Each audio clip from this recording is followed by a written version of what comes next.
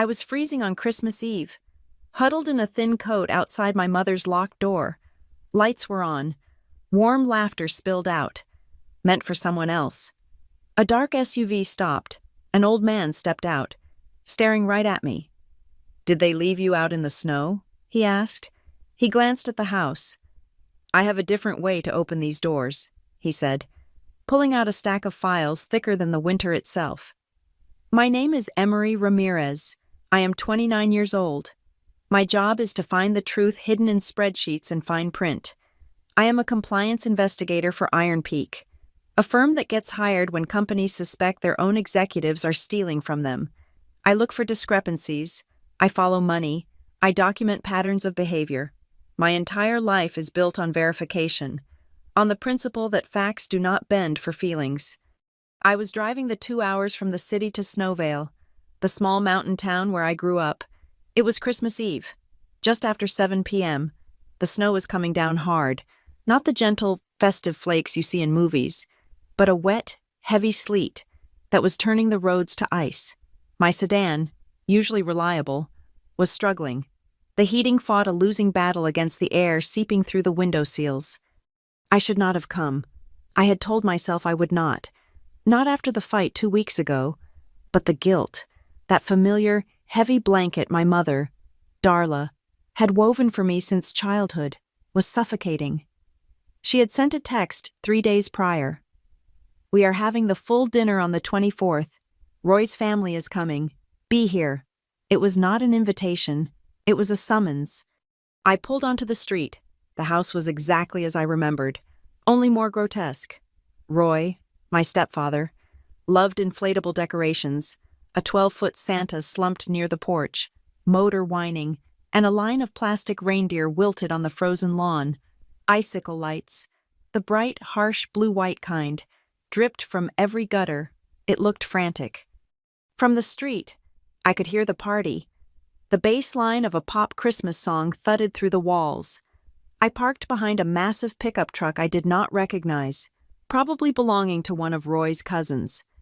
I grabbed my overnight bag from the passenger seat. I walked up the pathway, the snow crunching under my boots. The warmth and noise radiating from the house felt like a physical barrier. I reached the front door and pulled my key from my pocket. I pushed the key into the lock. It stopped. It did not go in. I pulled it out, blew on it, thinking ice had clogged the mechanism. I tried again. It jammed. Solid metal hitting solid metal. She had changed the locks. A cold different from the weather settled deep in my chest. I stood on the porch for a moment, just staring at the brass knob. I could see them moving inside, shadows passing the frosted glass panels of the door. I pulled out my phone. The cold was killing the battery. It was already down to 3%. I opened my messages to Darla. "Key isn't working. Did you change the lock?" I sent it. I watched the window. I saw her silhouette pass, phone illuminated in her hand. She stopped. The text bubble appeared. She was typing. The reply came a few seconds later. "Emery, I told you. We are keeping positive energy for the holiday. Roy's family is here. Just come tomorrow. Don't ruin the atmosphere." I read the text twice. Don't ruin the atmosphere. My existence was a contamination. My needing to get inside my own childhood home was a breach of positive energy. I pressed the doorbell. I heard it chime inside. A festive, electronic jingle bells. I waited. No one came. I pressed it again, this time holding my thumb down, letting the carol loop over and over. The music inside got louder, drowning it out. I knocked. I used the flat of my hand, pounding on the heavy oak. "Mom, it's me. It's Emery." The door remained closed. I went back to my car. The humiliation felt hot, then freezing. I got in and turned the key, blasting the heat. But I knew I could not leave the engine on all night. I would run out of gas by morning. I turned the engine off. The silence was immediate, broken only by the wind and the distant, muffled thump of music from the house. I looked at the dashboard thermometer, 10 degrees below zero. My phone, in my hand, gave a final, desperate buzz and the screen went black. 1%, dead. I was cut off. No calls, no maps, no way to book a hotel, even if I wanted to risk driving on the icy roads. I sat, and I watched. Through the large bay window, the scene was brightly lit, a perfect Christmas tableau. Darla was laughing, holding a glass of red wine.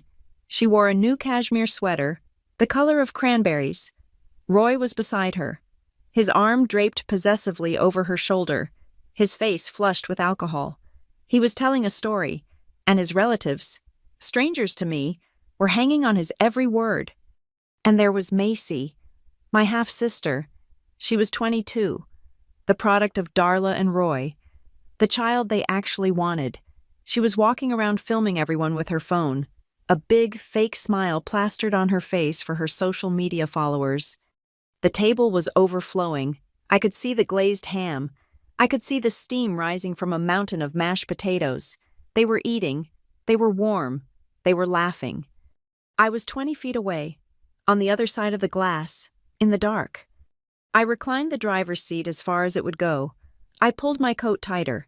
It was a thin wool coat, professional and stylish, meant for walking from a parking garage into a heated office building. It was not meant for survival. The cold found its way in instantly. It seeped through the soles of my boots. My toes went numb first, then my fingers, even shoved deep into my pockets. I tucked my hands into my armpits. I curled into a ball, my knees pressed against the steering column. My mind, sharp and analytical from my job, started playing back the data. It focused on the last point of contact. 2 weeks ago, a sterile coffee shop in the city, halfway between my apartment and her house. She had slid a thick envelope across the table. "It's just procedure, honey," she said, flashing that bright, brittle smile. "A full power of attorney." I opened it. I am, by trade, a reader of fine print. My job is to notice the one word that changes shares to forfeits. The document was not procedure. It was not a simple power of attorney. "This isn't for your assets, Mom," I said, keeping my voice level. "This is for Grandpa Kingsley's trust. This document transfers my full and total beneficial interest to you and Roy, effective immediately." Her smile did not falter, but her eyes went cold. "It's the same thing. He's gone. He abandoned us. You know that. This just cleans up the paperwork. We need it for the house, for some of Roy's investments." "He is not gone," I said quietly. "He's just not here." Walter Kingsley, my maternal grandfather, the man she swore had disowned her, vanished, wanted nothing to do with us.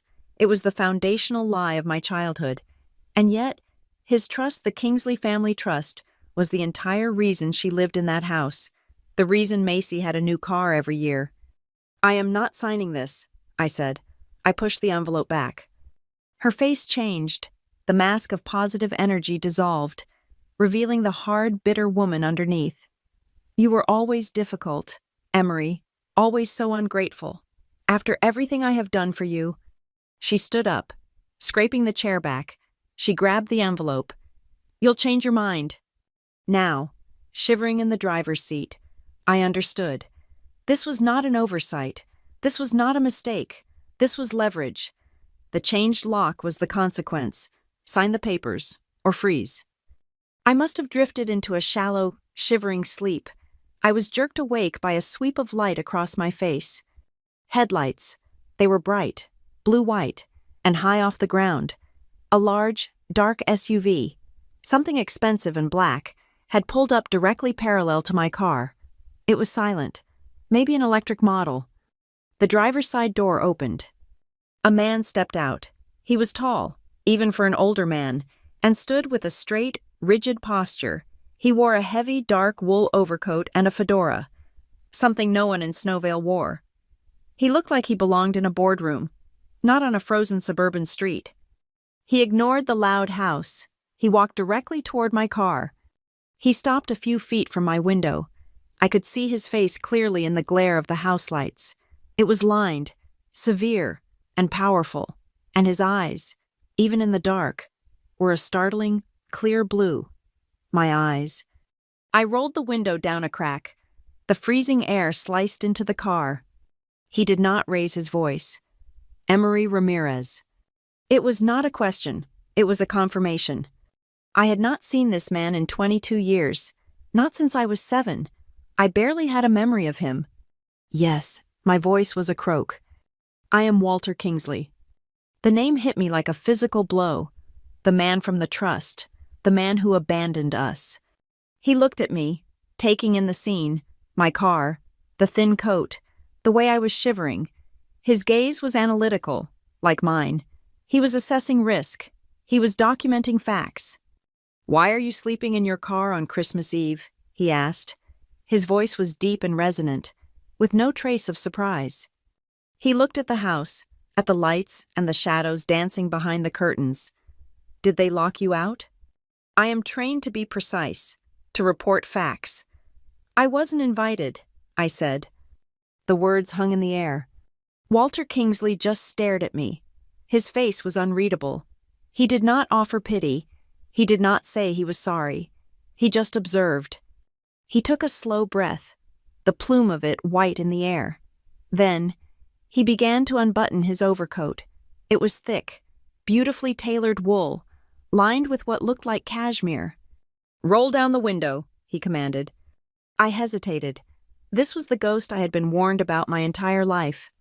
"Roll it down, child." I pressed the button. The glass slid down. He did not hand me the coat. He reached through the open window and draped the heavy, warm garment over me. He tucked it around my shoulders, his movements efficient and deliberate. The warmth was immediate, almost painful against my frozen skin. It was heavy, like a shield. It smelled of cedar and clean, cold air. The sound of the front door swinging open made us both turn. The music, a blast of "Santa Claus is Comin' to Town," spilled out, along with a wave of drunken laughter. Macy. She stood in the doorway, her phone held high, recording. The light from the hallway framed her. She was wearing a tiny, sparkling dress. "Oh my God," she drawled, her voice dripping with malice. "Emery, are you seriously still out here? It is pathetic." She zoomed the phone's camera in on me, then on Walter. "Mom told you to leave. You're ruining the vibe." She looked Walter up and down. "Who's this? Did you call a homeless shelter for a blanket?" She laughed, a sharp, ugly sound. "Stay out there," she said, her voice turning hard. "Don't ruin the party. We're opening presents, and Roy got me a new laptop." The door slammed shut. The deadbolt clicked. It was a sound of absolute finality. I sat there, wrapped in a stranger's coat, staring at the wood panel where my sister had been. The humiliation was a physical weight. Walter Kingsley was perfectly still. He stared at the closed door for a full 10 seconds. Then he reached into his own coat pocket and pulled out a smartphone. He tapped the screen. The small red light of the video recorder glowed. He aimed the camera at the house. He filmed the locked door. He filmed the bright bay window, capturing the party inside. He panned slowly, documenting the entire scene, including my car parked on the street. Then, he turned the camera to me, huddled in his coat. "I need to document this," he said. His voice was low, cold, and absolutely precise. "I need to document exactly how they treat you." He stopped the recording. He put the phone back in his pocket. He looked at me, his blue eyes sharp. "Get out of the car, Emery. You are not sleeping here." "I don't have anywhere to go," I whispered. "My phone is dead." "You're coming with me," he said. "We have work to do." I didn't get out immediately. I was frozen, not just from the cold, but from the realization of who he was. Walter Kingsley, the myth, the villain of my mother's stories. He stood by his open door, waiting, a column of absolute patience in the swirling snow. I finally fumbled for the door handle, my limbs stiff and aching. I slid out of the driver's seat, his heavy wool coat falling around me like a weighted blanket. He didn't speak. He just gestured for me to get into the passenger side of his SUV. The interior was silent, immaculate, and smelled of rich leather. The seats were already warm. He drove away from the house. the electric vehicle making almost no sound, leaving the garish inflatables and the sound of Macy's laughter behind us. The town of Snowvale closes at 5 p.m. On Christmas Eve, it closes at 4, but there was one light on, a red neon sign that sputtered against the dark. The Pinecone Diner, it read. It was the only 24-hour establishment in a 40-mile radius, a relic from the 50s that survived on truckers and insomnia. Walter parked. We walked in. The diner was empty except for a lone waitress wiping down a chrome counter. The air inside was thick with the smell of old coffee grounds and frying oil. It was aggressively, artificially warm. We slid into a booth with cracked red vinyl seats. 2 hot cocos, Walter said to the waitress, his deep voice filling the small space, and 1 black coffee, extra strong. She nodded, not looking up from her rag. We sat in silence. I looked at my hands. They were red and raw from the cold, but they were also shaking. A deep, uncontrollable tremor that started in my shoulders and rattled my fingertips. I didn't know if it was the cold, or the shock, or the adrenaline. Maybe it was all 3. The waitress brought the mugs. The hot cocoa was scalding, with 3 miniature marshmallows floating on the top. I tried to lift the mug. My hand shook so violently that the ceramic clattered against the saucer. Hot liquid slopped over the side. I jerked my hand back, ashamed. Walter just watched. He made no move to help me. He simply observed, his gaze as neutral and analytical as if he were reading a stock ticker. "Drink it," he said. It was not a request. I gripped the mug with both hands, pinning my elbows to the table to stabilize them. I brought the cup to my lips. The heat was immediate, almost painful. It was too sweet, a cheap, powdery mix. But it was the warmest thing I had felt in hours. I drank half of it in 3 desperate gulps. The shaking began to subside, retreating from a full-body tremor to a faint vibration in my fingers. Walter sipped his black coffee. He set the cup down with a precise, quiet click. "The document," he said. I looked up. "How did you know about it?"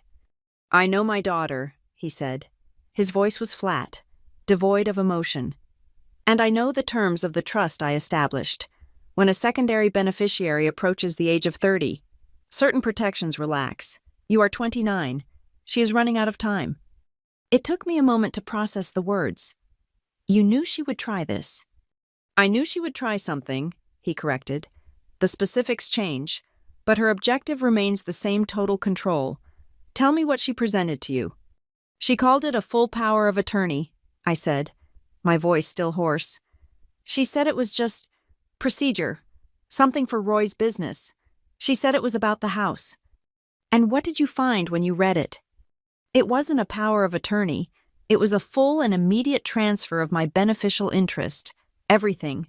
She wanted me to sign away my rights to the Kingsley Family Trust." Walter nodded slowly. "And you refused?" "Yes, 2 weeks ago, at a coffee shop. That's why the locks are changed." This was her response. "Do you have a copy of this document?" "My phone is dead," I said, frustrated. "It was in my email. I have screenshots." "I am not asking about your phone," he said with a hint of impatience. "I am asking about your data. Do you have it or not?" The question cut through my confusion. It was a question from my world, the world of compliance, of audits. "Yes," I said, my mind clearing. "It's backed up, on a secure server, encrypted." He reached into his overcoat, the one I was still wearing, and retrieved his own phone. Then he reached into his suit jacket and pulled out a second, identical phone, still in its plastic wrapping. He slid it across the table. It was heavy and cold. "This is yours now," he said. "The plan is active. Log into your server. Show me the emails. Show me the document she wanted you to sign." I powered it on. I spent the next 5 minutes logging into my accounts, my fingers clumsy on the new glass. I navigated to my encrypted drive, to the folder I had labeled Darla, POA attempt, December. I had already scanned the document. I had saved the email chain. I had even saved a short audio file, A recording of the last 3 minutes of our conversation in the coffee shop, the part where her positive energy facade dropped and she threatened to cut me off. I turned the phone around and slid it across the table. He spent 10 minutes reading. He read every line. He zoomed in on the fine print. He listened to the audio file, his face a mask of granite.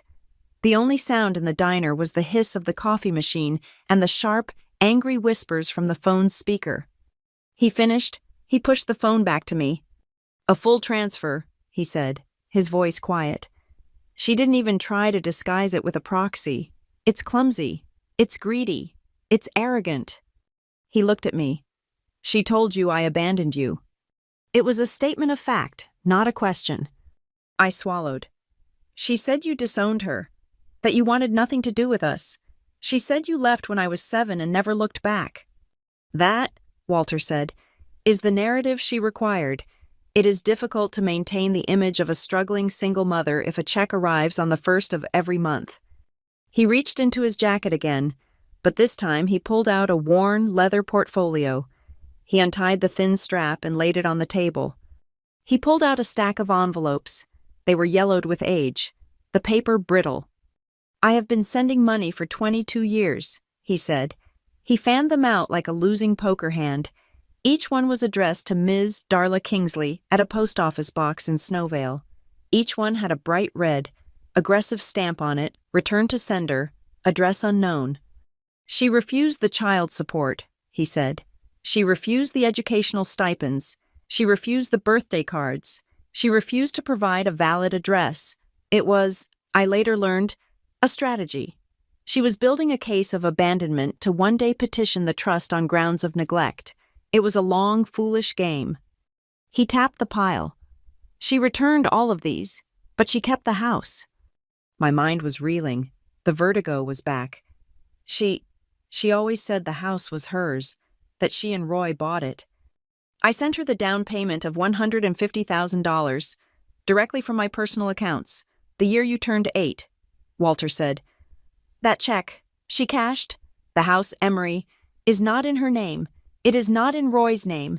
It is the primary asset of the Kingsley Living Trust. She is not the owner. She is a resident beneficiary, just like you.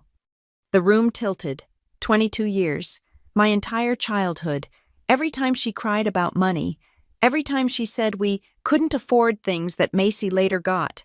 Every time she pointed to that house as the one thing she had earned for herself. It was all a lie. A massive, complex, 22-year lie. Why, I whispered. Why do all this? Control and ego. She could not stand that the money, the house, the security, it came from me. But she was not willing to live without it. So she created a story where she was both the victim and the hero, and she cut me out. He paused, sipping his coffee. This is not about feelings, Emery. I am not here to repair a broken family. I am here because my daughter has finally breached her contract. I looked at him, confused. Contract? The trust, he said. I am a man who believes in rules. The trust is a binding legal document. It provides for Darla's housing and Macy's expenses. It provides for your education and well-being. But it is built on clauses, and the most important clause in this document is a standard of decency. He leaned forward, his eyes intense. Kindness, Emery, as a contractual obligation. The trust explicitly states that a beneficiary and residence Darla cannot act with malicious cruelty or gross negligence toward another beneficiary you, denying you safe harbor during a declared extreme weather event, locking you out in 10-degree below zero temperatures, having your sister mock you from the doorway while you are shivering. He tapped his phone in his pocket. That is a breach, a very clean, very provable, and very final breach of contract. Suddenly, my job, my life, snapped into focus. This was not a family drama. This was a compliance investigation. My investigator has been collecting data for months, he said, but your data is better. You are the one she has been lying to. You are the subject matter expert. He locked his gaze on mine. So, I will ask you, as an investigator, do you keep records? The shaking in my hands stopped completely. A different kind of cold, a precise, analytical cold, settled over me. "It's my job," I said. "Text messages, emails, call logs, receipts for things you paid for, that the trust should have covered. Everything," I said, my voice gaining strength. The coercion attempt for the power of attorney, the text messages from tonight, with timestamps, the calls where she demanded money for Macy's college, and the bank statements showing I sent it, even though the trust was meant to pay for that. It's all on an external hard drive. It is backed up, cross-referenced, and dated. A smile, thin and sharp as a razor, touched the corner of Walter Kingsley's mouth. "Good." He pulled a plastic keycard from his wallet and slid it across the table. "The Snowvale Grand, Suite 512. It is registered in my name. There is a bag in the car for you, clothes, toiletries, a new laptop." He had anticipated everything. "We meet my lawyer tomorrow morning," he said. "Tomorrow is Christmas Day. Marisol Vega does not celebrate Christmas when a contract has been violated," he said. "She will be at her office at 8 a.m. She is already prepared." He stood up, pulling a $100 bill from his wallet and dropping it on the table. The waitress, who had been pretending not to listen, stared at it. Walter looked down at me. The harsh diner light carved new lines into his face. He was not a savior. He was not a kind grandfather. He was a strategist. And I was, finally, his ally. "You sleep warm tonight, Emery," he said, his voice low and absolute. He put his fedora on his head. "Tomorrow, they will be the ones standing outside a locked door." He turned and walked out of the diner, the bell above the door tinkling softly in his wake. I sat there for another minute, the half-empty mug of cocoa in my hands. The warmth had spread all the way to my fingertips. I picked up the new phone. I picked up the hotel key. I stood up and walked out into the snow, leaving his heavy wool coat on the vinyl seat. I didn't need it anymore. As I climbed into the passenger seat of his waiting SUV, the 22-year wall of lies my mother had built finally crumbled to dust. And for the first time in my entire adult life, I cried. It was not a cry of sadness. It was the sharp, agonizing release of a lifetime of deception. I cried because, for the first time, an adult was on my side. The suite at the Snowvale Grand was larger than my first apartment. The bag Walter had mentioned was on the bed. It contained essentials, thermal layers, a simple wool dress, toiletries, and the promised laptop. I spent the night transferring files from my encrypted drive onto the new machine. I didn't sleep. I categorized evidence. I created a timeline. The investigator in me had taken over, suppressing the shivering girl in the car. At 7:50 a.m. on Christmas morning, I walked out of the lobby. The streets of Snowvale were pristine and silent, buried under a fresh foot of snow. Nothing was moving. Walter's SUV was waiting at the curb. He was in the back seat, reading a physical newspaper. I got in. He didn't look up. "Good morning, Emery. Did you review your data?" "I've structured it," I replied. "A complete timeline of communication and financial requests from Darla and Roy for the last 5 years." "Excellent," he said. The driver pulled away. The offices of Vega Law, PLLC, were in a modern glass and steel building that looked completely out of place among Snowvale's quaint, faux Victorian shops. It was the only building with lights on. The lobby was minimalist, all white marble and dark wood. A woman with a severe black haircut and a perfectly tailored pantsuit stood waiting for us by the elevator. She did not smile. "Walter," she said, nodding.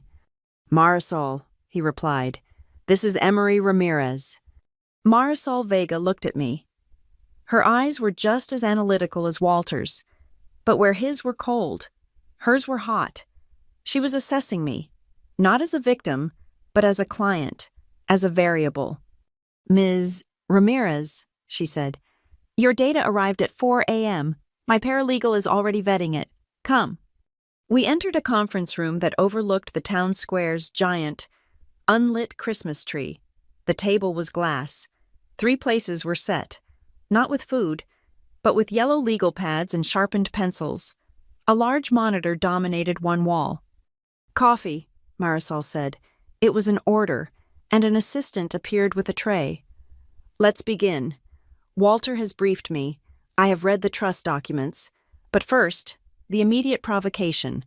The document your mother presented to you 2 weeks ago." I slid the new laptop over. "It's on the desktop. POA draft, December."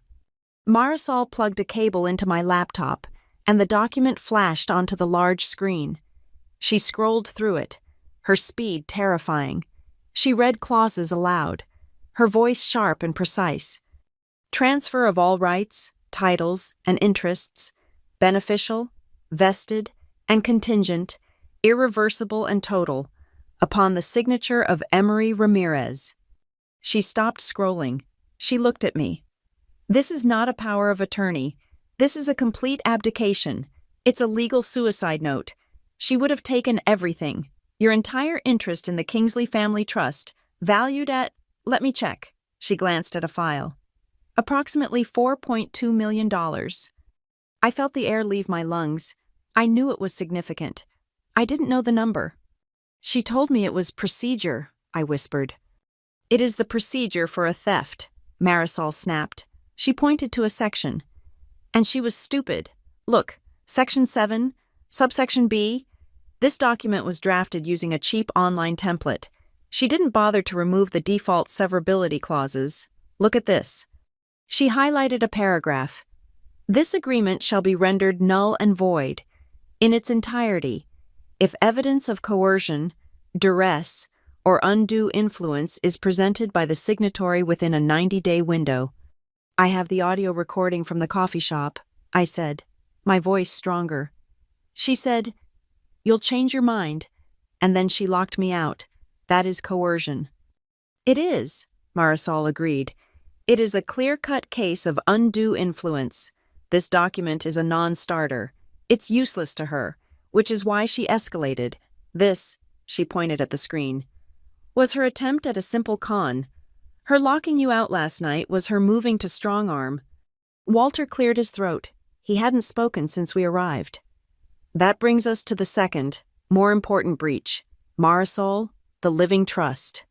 Marisol nodded, closing my file and opening another. "The Kingsley Living Trust. This is a separate entity from the family trust, which handles the liquid assets and investments. The Living Trust holds exactly one asset, the property at 457 Juniper Lane, the house." She looked at me. "As Walter informed you, Darla and Roy do not own that house. They are resident beneficiaries. They are granted lifetime right of use. You, Emery, are a non-resident beneficiary." "The document," Walter said. "Section 4, Conditions of Use." Marisol read from the screen again. Her voice was like ice. "The resident beneficiary's right of use is explicitly conditional upon providing, when reasonably requested, safe and humane shelter to any primary non-resident beneficiary, specifically Emery Ramirez, in the event of personal hardship, financial distress, or hazardous environmental conditions." She let the words hang in the air. "Hazardous environmental conditions," I repeated, the phrase tasting like metal. "A blizzard, 10 degrees below zero." "Precisely," Marisol said. "And the clause regarding a breach is definitive. Should the resident beneficiary, Darla Kingsley, act with malicious intent, demonstrable cruelty, or deliberate negligence resulting in the denial of safe harbor to Emery Ramirez, all rights of use are immediately subject to review and termination by the Trust's Board of Directors." "We have proof of the breach," Walter stated. Marisol tapped her keyboard. The video from Walter's phone filled the screen. It was high definition. It was brutal. We watched the clip, the bright, loud house, the dark, frozen street, my small car. We watched Macy appear in the doorway, framed in light like a cruel angel. We heard her voice, digitized, but clear. "Stay out there. Don't ruin the party." We watched the door slam. We watched the deadbolt turn. My face was hot. Seeing it played back, objectively, was 1,000 times worse than living it. That, Marisol said, pausing the frame on the closed door, is demonstrable cruelty. That is the denial of safe harbor. That is the trigger. The video, combined with the meteorological report for Snowvale last night, is grounds for an immediate notice of breach. My own data can support this, I said, finding my professional footing. I can build the timeline. My firm, Iron Peak, has proprietary software for organizing disparate data points. I can feed it my emails, the text messages from last night, the audio of the coercion attempt. I can create a verified, unassailable timeline of events, from the first fraudulent document to the final text message. I can do it without using any of Iron Peak's internal data, just the software license I have on my personal machine. Marisol looked at Walter, impressed. She's good. She is a Kingsley, Walter said simply, and she is an investigator. Then do it, Marisol ordered. I want that timeline by noon. I will file the notice of breach with the Snowvale County Courthouse by 1 p.m. They have a holiday skeleton crew, but the clerk owes me a favor. It will be stamped and filed before they close.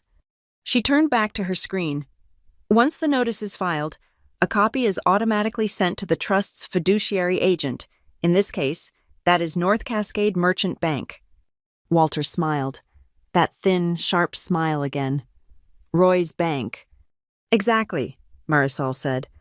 Roy's lumber yard.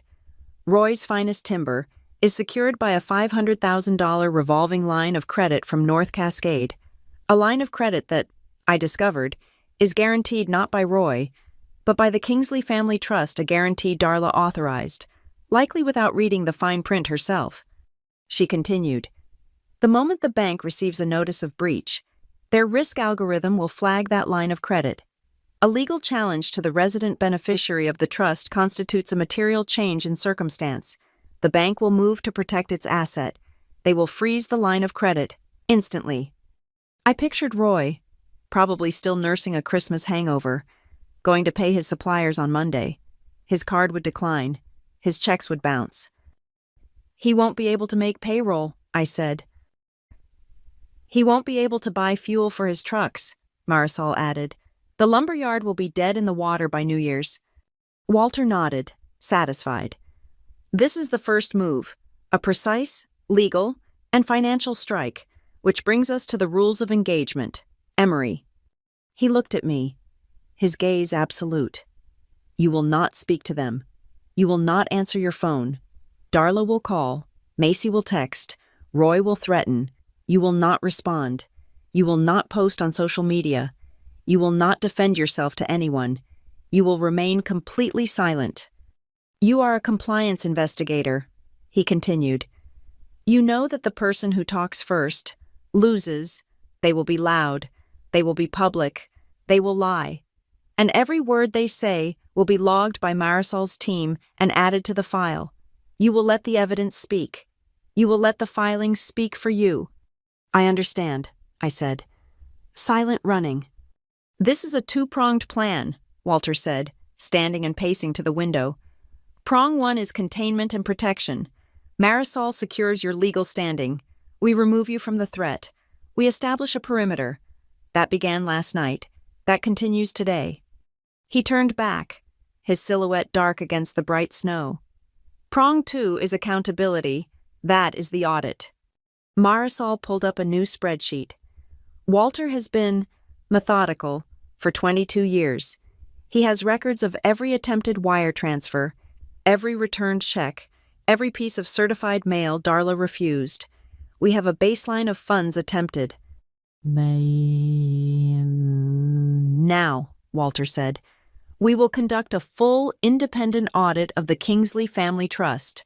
Going back 10 years, we will cross-reference every withdrawal Darla and Roy made against the stated purpose of the trust: education, healthcare, maintenance. I thought of Macy's new cars, the trips to Aruba, the designer clothes she flaunted on Instagram. He sent money for my education, I said, the realization dawning. I never saw a cent of it. I worked 2 jobs. I took out student loans. I paid for it all myself. Exactly, Walter said. The trust was billed for your tuition. Darla submitted the invoices. The trust paid her. She kept the money, and you paid again. That is wire fraud. We will find it, Marisol said. We will find every dollar, and we will claw it back. She slid a final document across the table. It was heavy, linen paper. This, Emery, you must sign, but I want you to read it first. I read it. It was not a full power of attorney. It was a limited power of attorney for representation. It gave Marisol Vega the explicit, narrow right to act on my behalf only in matters pertaining to the Kingsley Family Trust and the Kingsley Living Trust. It gave her no access to my funds, no claim to my interests. It just allowed her to be my voice in court. I looked up. Where do I sign? I signed my name, Emery Ramirez, on the line. My hand was perfectly steady. Marisol took the document, reviewed the signature, and sealed it in an envelope. It is done, she said. Now, go back to the hotel, Ms. Ramirez, eat a real meal, and build my timeline. I spent Christmas Day in Suite 512, building a fortress. While the rest of Snowvale slept off their feasts, I worked. The laptop Walter provided was a high-performance machine, far better than my work-issued one. Using the Iron Peak software, I began to feed the beast. I did not just build a timeline, I built a case. I uploaded the text message from Darla, "Don't ruin the atmosphere." I uploaded the screenshot of the changed lock notification from my smart home app, time-stamped. I uploaded the audio file from the coffee shop. I uploaded 5 years of bank statements, highlighting the money I had sent Macy for books, cross-referenced with the tuition invoices I later found, which the trust had also paid. I dumped every digital interaction into the program, every passive-aggressive email, every ignored phone call when I asked for clarification on the trust. The software ingested it all, tagged it, and spat out a clean, verifiable 90-page report, complete with metadata verification and a source index. I encrypted the file and sent it to Marisol Vega just before noon. Her reply was a single word, sufficient. I had followed Walter's rule. I had remained silent. My new phone was dark. My old phone, now charged and sitting on the hotel desk, was a different story.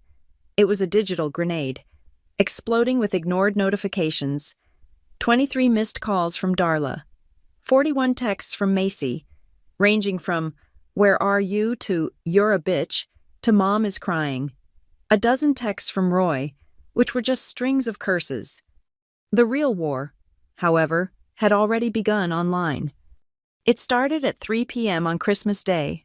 Darla, having likely exhausted herself calling my phone, turned to her true weapon and audience. She posted on Facebook. Her profile was public, a curated gallery of her perfect life. The post was a masterpiece of passive aggression. "Having the most blessed Christmas with my wonderful family," she wrote. The post was accompanied by a professional quality photograph of the dinner table from the night before. There was the glazed ham, the 10 side dishes, the sparkling crystal. Darla, Roy, Macy, and Roy's various cousins were all raising their glasses, beaming with positive energy. I was, of course, absent. It was a photo designed to show a complete, happy family. The post continued. "So grateful for those who understand that holidays are about family and love, not about selfishness or money. It is so sad when some people, who you have given everything to, try to ruin this special day with their negativity and greed. We are praying for them." The comments flooded in. They were from her network of Snowvale friends, women I had known my entire life, who had watched me grow up. "Darla, you are a saint," wrote one. "I cannot imagine how hard it must be. Some children are just ungrateful." "I heard what she did," wrote another. "Showing up and making a scene. Disgusting. You know she's just after your money." "That's Emery for you," a third added. "Always cold. Always thinking she's better than everyone. She's a gold digger, plain and simple." Gold digger, the word stung. I was digging, yes, but not for gold, for the truth. My training took over, my emotions the anger. The humiliation were suppressed. This was not a personal attack. This was Exhibit C public defamation. I did not reply. I did not defend myself. I did not even like a comment. I activated the Iron Peak web capture tool. It was designed to archive non-compliant behavior from executives. It vacuumed up the entire post. It saved not just the text, but the metadata, the exact timestamp of Darla's post, the user IDs of every person who commented, the IP address, and the edit history. It was a perfect, admissible snapshot of her coordinated attack. I packaged the file and sent it to Marisol's paralegal with the subject line, Addendum Defamation. Roy, as always, was less subtle. He waited until the next morning, December 26th. He must have received the first automated alert from North Cascade Merchant Bank. He did not post on Facebook. He posted a video on his lumberyard's business page. He was standing in the snow in front of the house, his face puffy and red with anger. He was trying to sound like a man defending his castle. "I just want to set the record straight," he slurred, pointing a gloved finger at the camera. This house belongs to my wife, Darla. We worked our whole lives for this, and no ungrateful city slicker kid is going to come here and try to steal it. This is our property. My wife paid for this, not some trust fund." I watched the video. My heart beat a slow, steady rhythm. He was lying, and he was doing it on his own business page. I ran the capture tool. I saved the video, the metadata. I sent it to Marisol. Her reply came in under a minute. "I have just seen it. This is a gift. Emery. He is publicly making a fraudulent claim to an asset held in trust. The bank will love this. Stay silent." Then came Macy. Her attack was, in many ways, the worst. It was personal, and it was live. At noon on the 26th, a notification popped up. "Macy, Ramirez is live on Instagram." I clicked. My half-sister was in her bedroom, which was overflowing with Christmas presents. She was wearing a new lounge set, her hair perfect. She was talking directly to her phone. "Oh my God, you guys, you will not believe the drama," she said, affecting a bored, conspiratorial tone. "My sister, Emery, the one I told you about, who thinks she's so smart. She completely tried to ruin Christmas." She laughed, a high performative titter.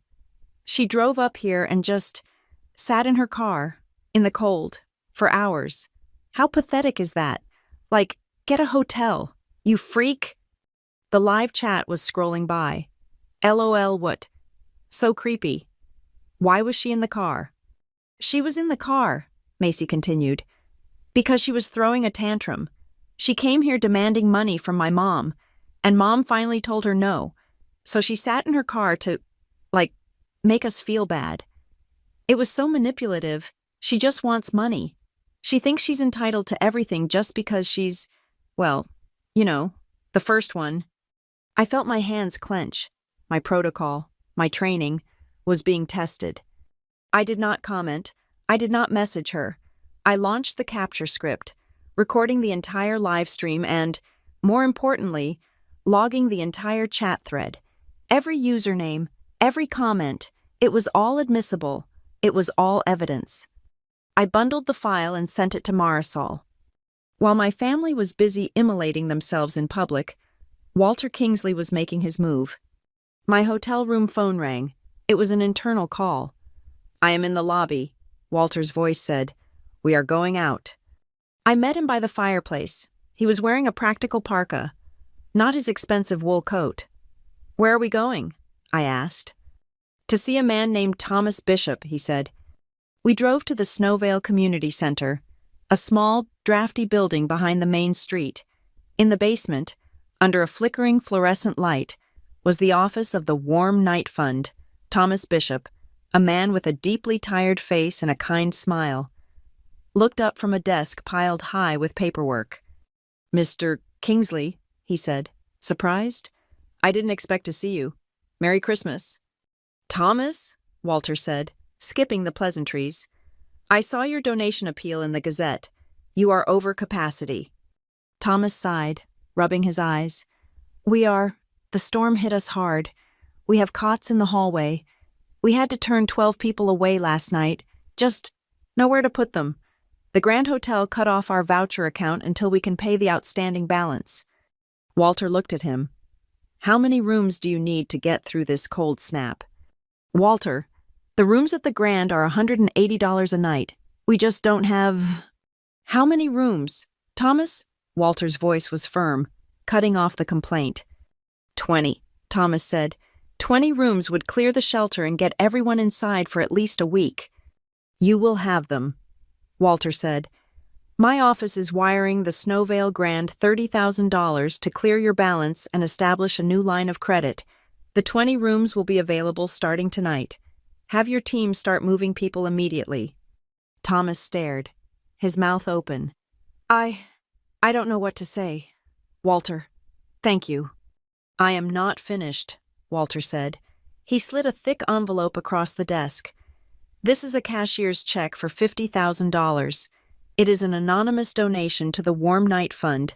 Use it for the remainder of the winter, but I want to be very clear. Thomas, this is anonymous. My name is not on it. The Kingsley name is not on it.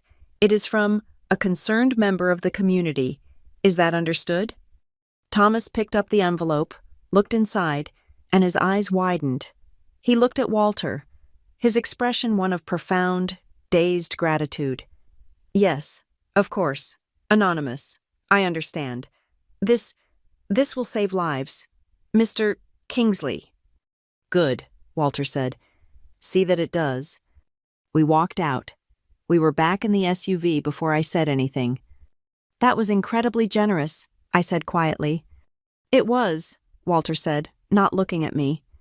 It was also the correct strategic move. The two are not mutually exclusive. I was confused.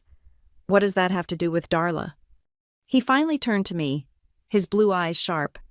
Darla, as you know, fancies herself the queen of Snowvale charity. Her annual community fundraiser is her primary social event.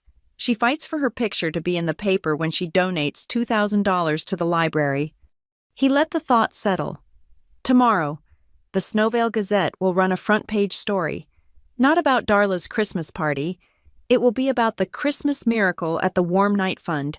It will be about the mysterious angel who donated $50,000 to save the homeless from the cold. It will be the biggest story of the week. I felt the pieces click into place. The cold, brilliant logic of it. You're changing the narrative, I whispered. We are recontextualizing the facts, he corrected. Darla and Macy have created a narrative online. Ungrateful daughter throws a tantrum in her car. It is a petty domestic squabble. We have now created a new, much larger narrative for the entire town. This town is full of generous angels who give warmth to strangers in need. And against that backdrop, he said, his voice dropping, the story of a wealthy woman who lives in one of the biggest houses in town, locking her own daughter out in a blizzard. It no longer sounds like a tantrum. It sounds, as Marisol would say, demonstrably cruel. He was right. The next day, the headline hit, Anonymous Angel Saves Warm Night Fund. The town was buzzing. I watched the comment section on the Gazette's article. This is the true meaning of Christmas. God bless this person, unlike some of the fake charity queens in this town. And then, the comment I was waiting for. It's a wonderful story. But you know what I heard? I heard Darla Ramirez locked her own daughter out of her house on Christmas Eve. The girl had to sleep in her car while they were having a party. A reply appeared. I saw that Macy posted a video mocking her. I thought it was a joke. Another? Wait, she locked her out in the snow while this angel was paying for strangers to get rooms. That is monstrous. Darla's small, controlled narrative had been overwhelmed by Walter's. The public was no longer asking, what's wrong with Emery? They were asking, what is wrong with Darla? Marisol called on the morning of the 27th. Her voice was sharp, cutting through the silence of the hotel suite. The audit is live, she said. I have engaged Price Hawthorne out of the city. They are the best. They are starting with the 10-year look back on the educational and maintenance withdrawals.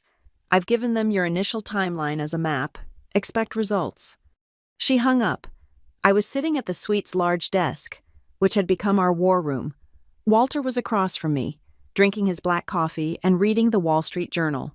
He had not commented on the Snowvale Gazette story, other than to note that it had achieved the desired effect. The word education echoed in the quiet room. It unlatched something in my mind, a memory that was always there, waiting. It was sharp and gray, the color of the sky outside. I am 7 years old. I am sitting at the small, laminate kitchen table in the rental apartment we had before the house.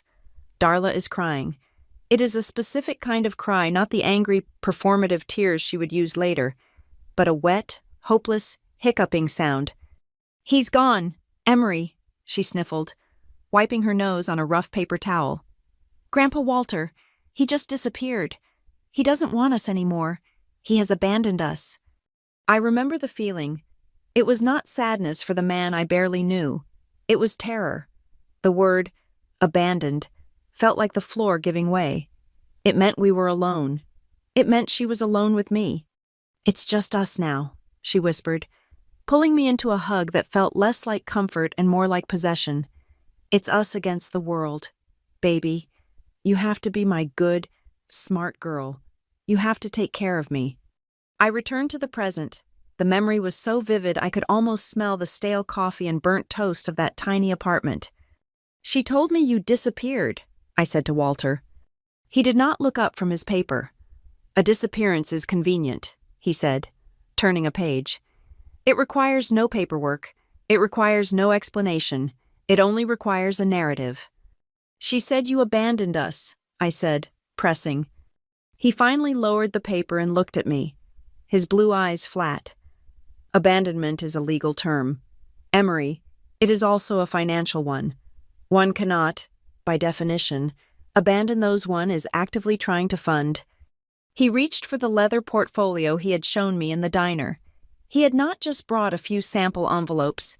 He had brought everything. He was, I realized, just as meticulous an investigator as I was.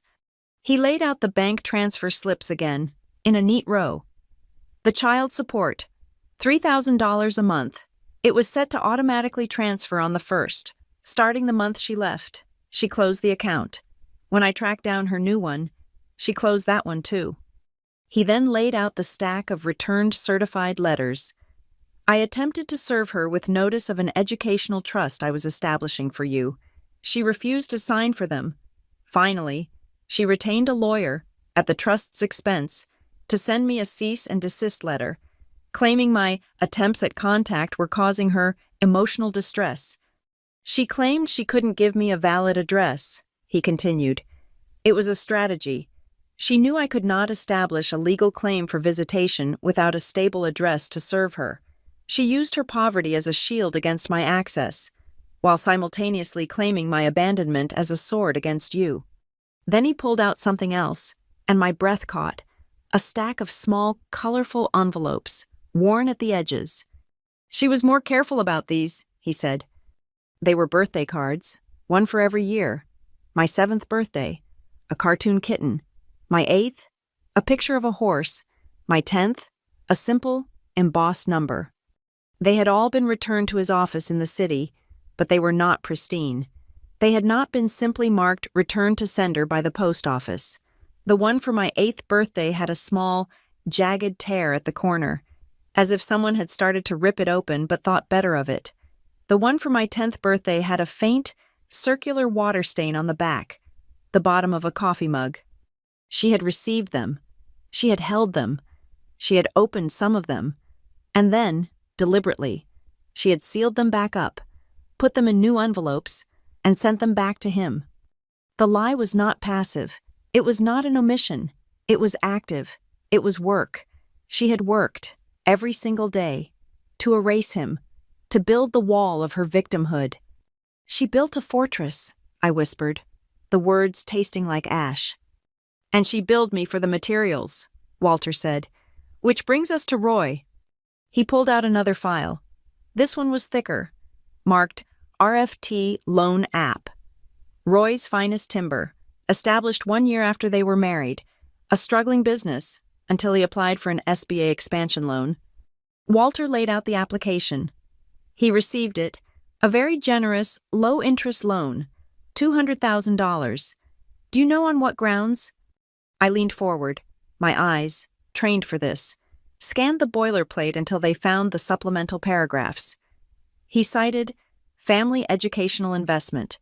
He claimed the loan would allow his business to grow, securing the financial future for my educational needs.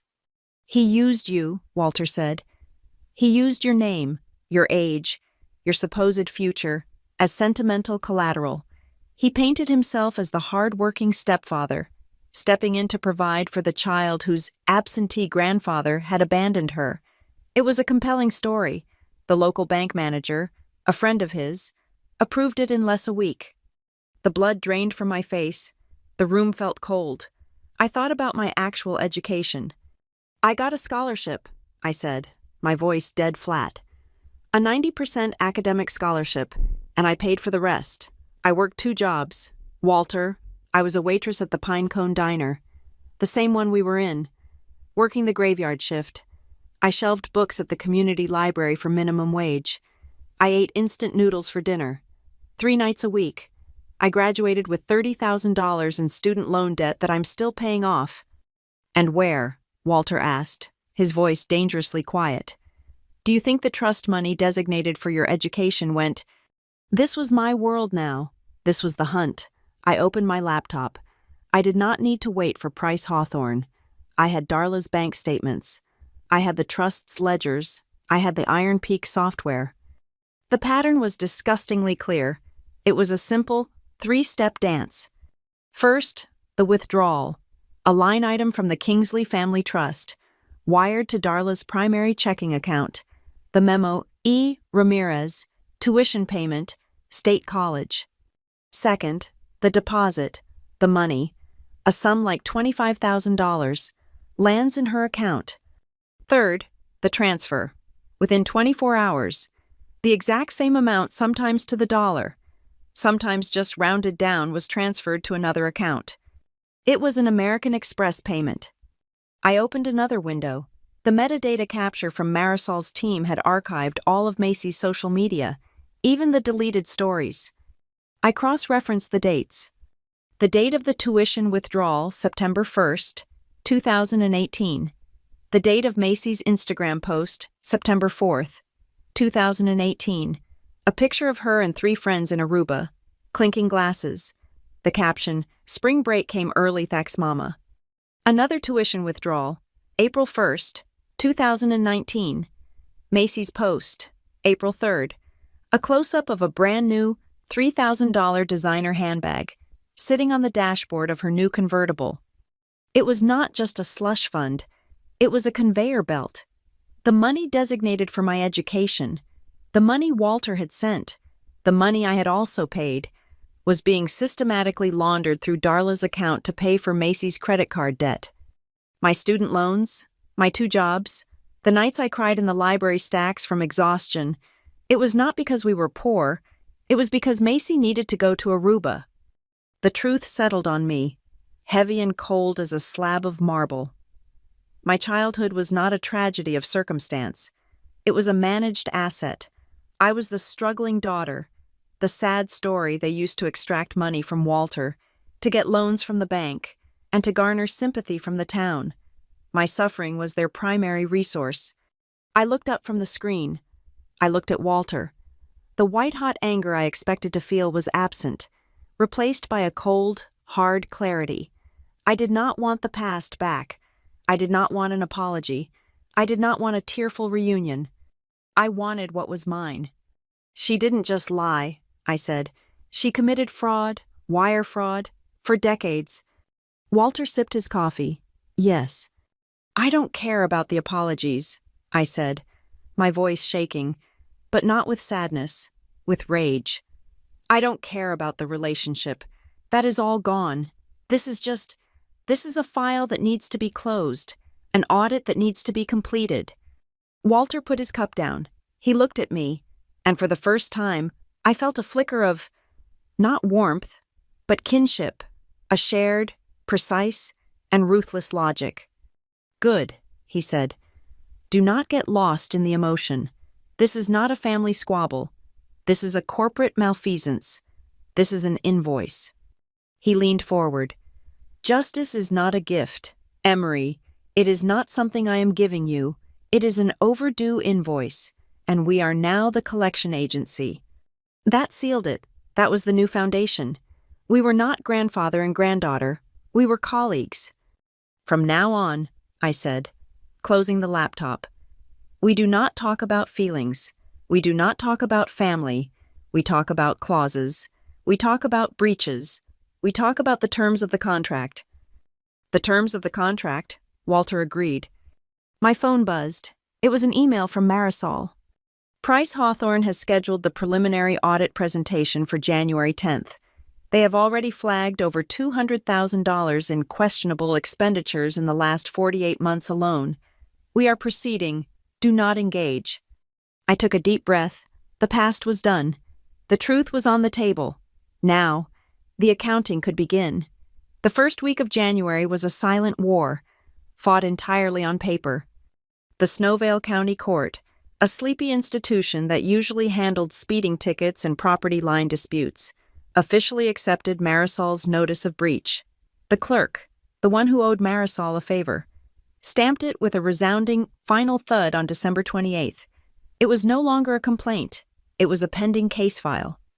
The next day, a process server, a grim-faced man who looked impervious to the cold, delivered a thick, certified mail envelope to 457 Juniper Lane. It was Marisol's official reservation of rights letter. I was copied on the email. The language was cold, clean, and utterly merciless. It did not accuse. It stated facts. It cited the clauses of the Kingsley Living Trust. It formally notified Darla and Roy that their right of use was under immediate review.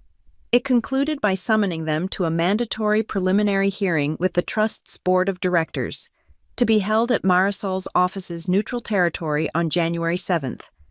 The second domino fell 48 hours later. Roy, as Marisol had predicted, did not understand the gravity of the situation until his money was touched.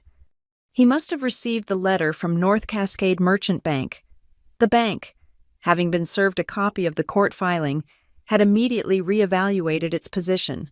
The moral risk, as Marisol called it, was too high. The line of credit was not just frozen, it was re-leveraged. My new phone lit up with a forwarded email from Marisol. It was a copy of the bank's notice to Roy. His revolving line of credit, the lifeblood of his timber business, had its interest rate immediately increased from a comfortable 4% to a punitive, crippling 14%. Furthermore, they were demanding a new personal guarantee and an additional $50,000 in collateral within 10 business days, or they would call the entire loan. Roy's response was predictable. It was loud, clumsy, and public. On the morning of the hearing, January 7th, we arrived at Marisol's building. The street outside was not empty. Roy was there, but he had not come alone. He had brought his cousins, the same ones from the Christmas party, and a few of his employees from the lumber yard. They were carrying badly spelled, hand-painted signs. "Family over money." "She stole her mom's house." "Snowvale hates gold-diggers." They were loud. They were trying to be intimidating, pacing the sidewalk, shouting at our car as it pulled into the garage. Roy saw me through the tinted glass. He pointed. "There's the ungrateful bitch," he bellowed. "She's trying to make her mother homeless." I flinched. Walter did not move.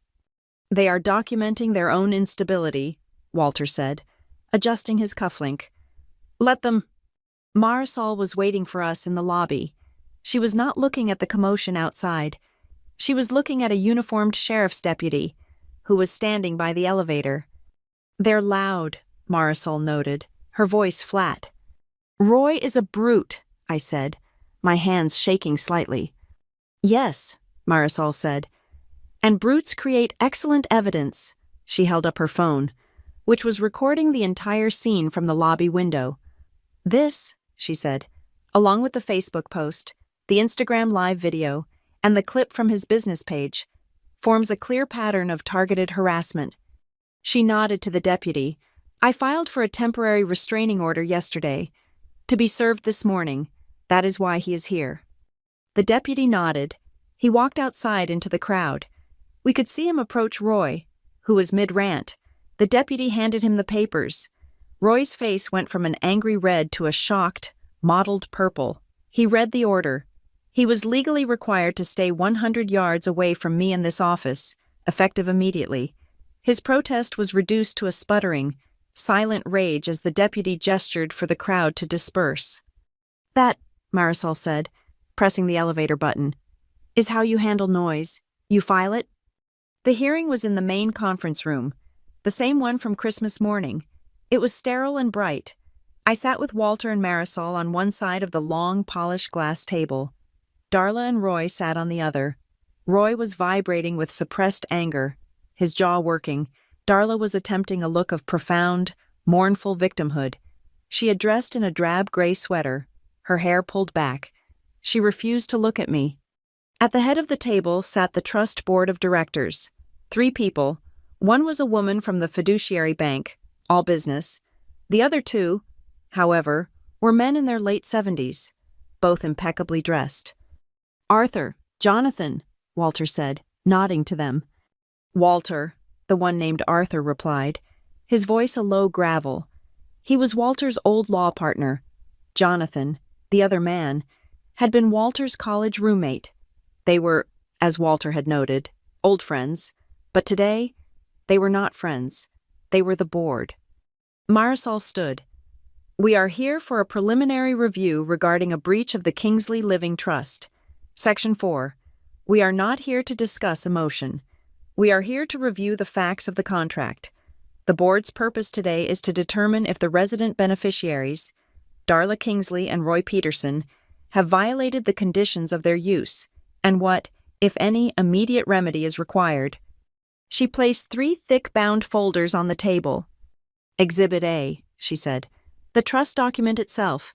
I draw your attention to Section 4, subsection C, the minimum kindness clause." She read it aloud.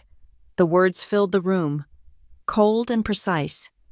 "The resident beneficiary's right of use is explicitly conditional upon providing, when reasonably requested, safe and humane shelter to any primary non-resident beneficiary, specifically Emery Ramirez, in the event of hazardous environmental conditions." She looked at the board. Exhibit B, the certified meteorological report from the National Weather Service for Snowvale. For the night of December 24th, the official recorded low temperature was 9 degrees below zero. The county had issued an extreme cold and hazardous weather warning at 4 p.m. She then placed a small digital recorder on the table. Exhibit C, audio-video evidence of the breach. Marisol pressed play, Walter's phone. The large screen on the wall lit up. The board watched in silence. They saw the dark street. They saw my car.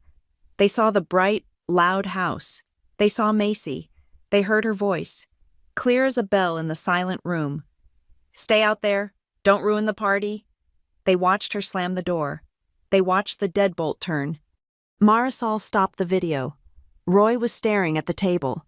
Darla's mask of sadness had frozen, her face pale.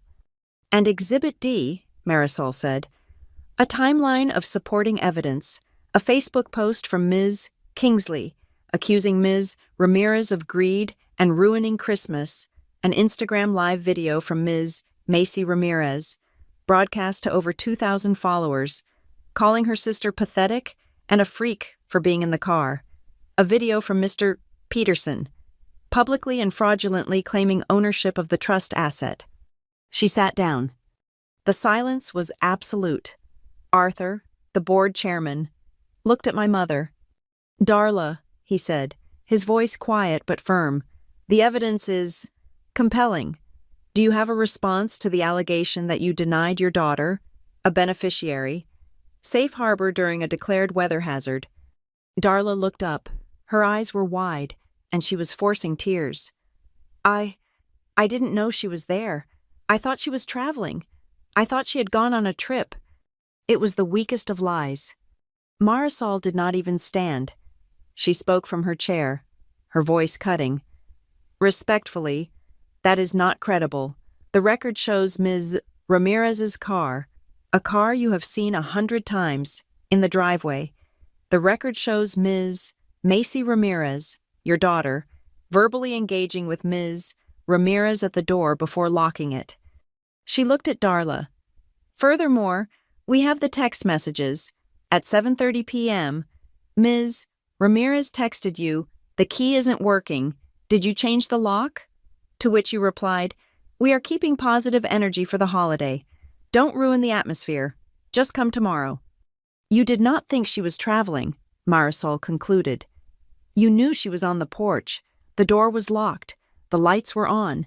You denied her entry. That is a breach. Darla crumpled. She had no response. She just looked at Roy, who looked at the wall. Arthur sighed. The board will take a 10-minute recess to confer. The three of them stood and went into a smaller adjoining room. Roy hissed across the table at Walter. You did this. You poisoned her against her own mother." Walter continued to look at the far wall, as if Roy did not exist.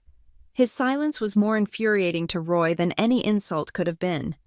"I'm talking to you, old man," Roy snarled.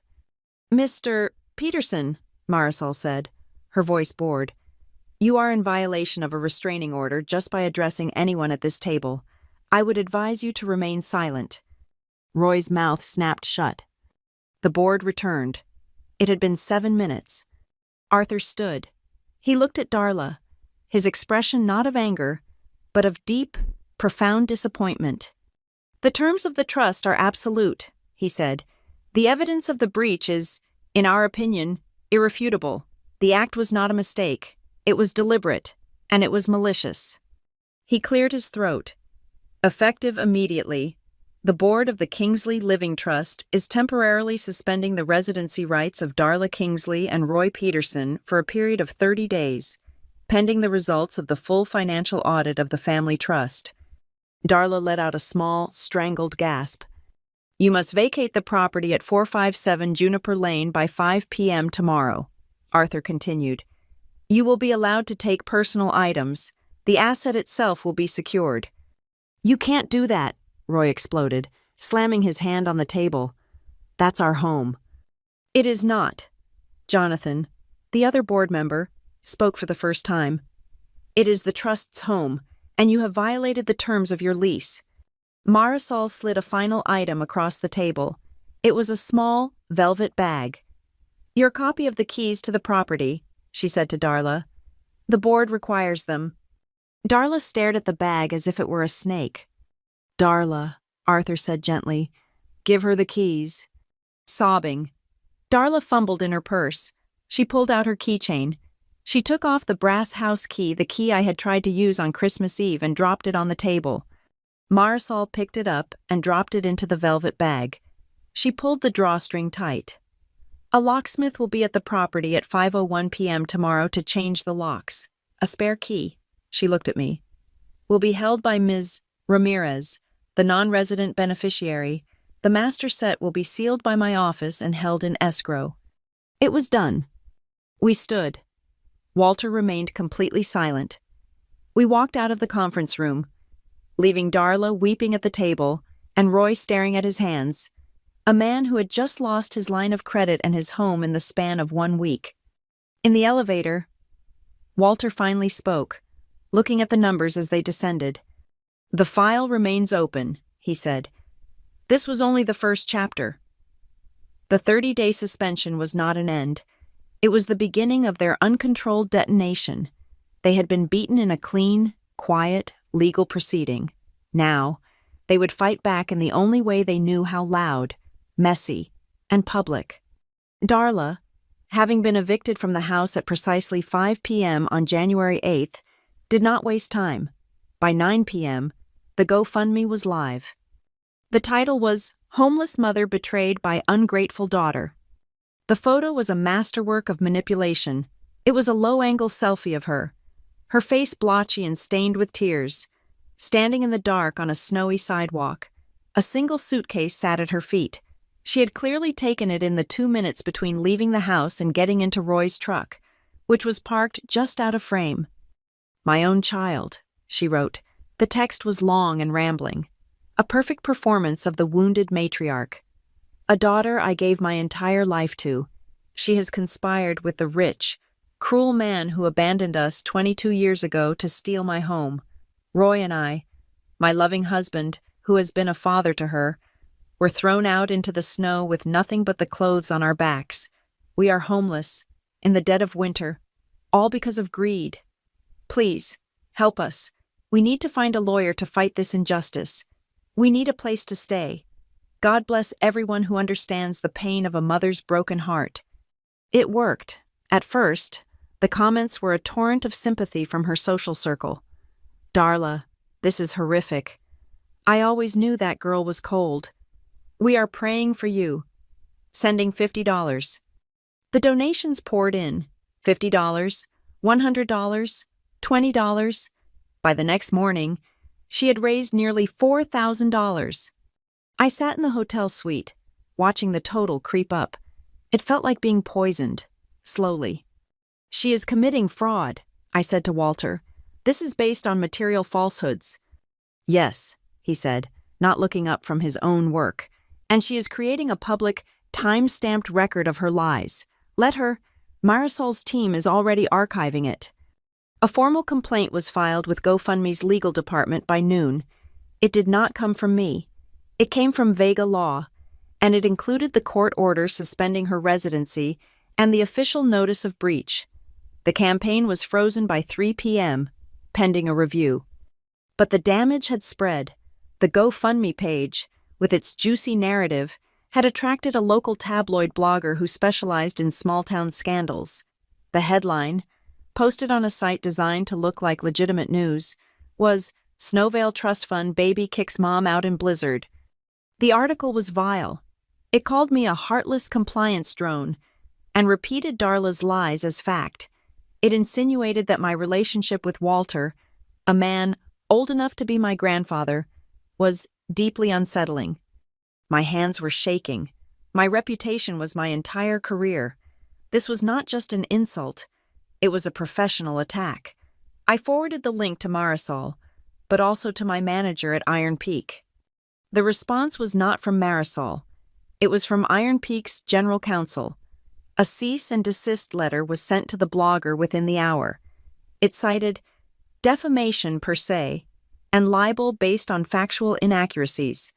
It also, in a beautiful, chilling paragraph, noted that Iron Peak's digital forensics team had archived the post, its metadata, and its server information, and was prepared to offer its full support in a civil suit for damages. The blog post vanished. While Darla was managing her public relations war, Roy was handling logistics. He was, as Walter had noted, a brute. He apparently did not understand that vacate meant vacate. The day after the locks were changed, our neighbor, Mr. Henderson, called the sheriff's department. Henderson was a retired Marine who spent most of his day watching the street. He also had a new 8-camera security system. The sheriff called Marisol. Marisol called us. We watched the video file in the suite. The timestamp was 2:15 p.m. Roy's finest timber flatbed truck was backed up the driveway. Roy and one of his cousins were in the garage, which they had clearly accessed with a hidden opener. They were not packing personal effects. They were carrying the solid oak dining room table. They were carrying the entryway's antique grandfather clock. Walter, who had been perfectly calm, suddenly stood up. His face, usually an impassive mask, was rigid with a cold fury. "That clock," he said, his voice quiet and deadly, "was my grandmother's. It is explicitly named, by serial number, in the Living Trust's asset inventory." They were not just moving, they were looting. Marisol was back in front of the judge within an hour. She did not raise her voice. She simply played the video. She returned with an emergency order for the preservation of assets. The Snowvale sheriff, no longer amused by Roy, was happy to enforce it. A patrol car was stationed at the end of Juniper Lane. The house was now, officially, off limits. The desperation was palpable. The legal channels were blocked. The public narrative was fracturing. The money was gone. So Macy tried. "My old phone." The one I kept powered on as an evidence log. Buzzed on the desk. A text message from a number I didn't have saved, but instantly recognized. Macy. Okay, you win. You made your point. Mom is a complete wreck. Roy is freaking out. Just stop this. Call off your lawyers. It's not funny anymore. If you cancel this whole thing and let them come home, we can talk. I'll let you talk to Grandpa. I'll give him back to you. We can be a family again. I stared at the words, I'll give him back to you. She was trying to bargain with me. She was offering me Walter Kingsley, the man sitting 10 feet away, as if he were a trading card she held. She still believed she was in a position of power, that family was a prize she could dangle, that he was hers to give. A hot white flash of rage blinded me. It was so intense it made my head swim. I wanted to reply. I wanted to send her a photo of me and Walter sitting across the table, working. I wanted to write, "He is right here, you moron. You have nothing left to trade." But I remembered the protocol. Silence. I took a screenshot. I forwarded the image to Marisol's paralegal with a one-line subject, evidence harassment and attempted emotional bribery. Marisol's response was not to me. It was to Darla's new, beleaguered attorney. It was a formal letter, which I was copied on. Please inform your clients that any further attempts by Ms. Macy Ramirez or any other party to contact my client, Ms. Emery Ramirez, will be considered a direct and willful violation of the existing temporary restraining order. We will move for immediate sanctions. Macy went silent. While I was fielding the emotional shrapnel, Walter was working. He was not just waiting for the audit. He was rereading the fine print of Roy's bank contract. They raised his interest rate to 14%, he murmured, looking at the letter from North Cascade. They wouldn't just do that based on a civil complaint. They would have re-verified the collateral. He made a call. It was not to Marisol. It was to someone high up at the bank, a man he clearly knew. The call was short. He hung up, his face grim. He did it, Walter said. Did what? Roy, when he and Darla applied for that $500,000 expansion loan, they signed a personal guarantee. As part of that guarantee, they pledged the house as collateral. I felt the floor drop. The house, the trust's house. They leveraged an asset they do not own. It is a direct, egregious, and fraudulent breach of the living trust. Section 7. No asset of the trust may be leveraged, pledged, or otherwise encumbered by a beneficiary for personal or commercial gain. This, Walter said, his eyes meeting mine, is the second breach. This one is not about cruelty. This one is bank fraud. He forwarded his findings to Marisol. Marisol forwarded them, along with the neighbor's video of Roy looting the property, to the bank's legal department. The bank's reaction was no longer a simple rate hike. This was a demand for cure. They activated the acceleration clause. They gave Roy 48 hours to provide the full $500,000 in new, unencumbered collateral, or they would move to seize all guaranteed assets. He didn't have $500. He certainly didn't have $500,000. The lumber yard was finished. They had one move left. It was 8 p.m. I was alone in the suite, reviewing the preliminary audit data. There was a knock on the door. Not a firm, room service knock, but a soft, hesitant, scratching sound. I looked through the peephole. It was Darla. She looked destroyed. Her hair was stringy and unwashed. Her eyes were red and swollen in a puffy face. She was wearing the same gray sweater from the hearing, now stained with something. She was the perfect picture of the victim she had built her life on. I opened the door. I stood in the entryway, my body blocking her path. I said nothing. "Emery," she whispered. Her voice was broken. "Baby, please." She started to cry. The real tears. The ones she had used to convince me that Walter had abandoned us. "Please stop this," she sobbed. Reaching for my arm, I stepped back. "You don't understand. You're ruining everything. He's brainwashed you. That man is a monster. He is evil." I was just trying to protect you. Protect me. My voice was dead. It was a hollow, empty sound. You protected me by locking me out in the snow. That was a mistake, she shrieked, the victim dissolving into the anger I knew so well.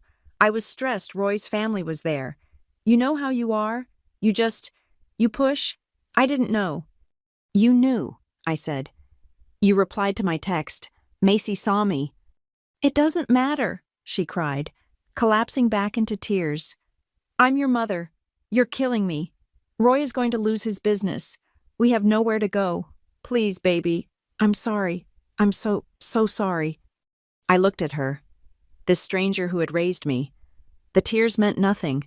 They were just a tool she was using, like the GoFundMe, like the Facebook post. You want to apologize? I asked. She nodded frantically, her eyes desperate, sensing an opening. Yes, Emery, whatever you want. I pulled my new phone from my pocket. I hit the power button and opened the camera. I pressed record. The small red light glowed. Okay, I said, holding the phone up to her face. Apologize to this. She froze, her sobs hitched. You can apologize on video, I said, my voice as steady as the camera. Just like Macy did when she mocked me. You can tell this phone that you lied about Grandpa. Tell it you stole my education money and spent it on Macy. Tell it you locked me out on purpose. Make your apology just as public as the humiliation. Her face changed. It was instant. The tears dried. The desperate, pleading mother vanished. Her eyes narrowed into two slits of pure, undiluted venom. You, she spat. The word was a curse. You really are his. Aren't you cold and cruel, just like him? She turned, her back rigid. You will regret this, Emery. You will be all alone in that big, empty house, and you will remember this. You will regret it. She marched down the hallway toward the elevator, leaving only a vague, empty threat behind. I closed the door. I stopped the recording and deleted the file. There was nothing to save. Walter returned half an hour later. I told him what happened. He just nodded, taking off his coat. He looked at the growing pile of files on the desk, the cease and desist letters, the neighbor's video, the screenshot of Macy's text, the bank's final demand for cure letter. They are desperate, he said, pouring a glass of water. They are cornered, and they are foolish. The harder they fight, Emery, the thicker the file becomes. The final report from Price Hawthorne landed on the conference table in the hotel suite with a soft, heavy sound.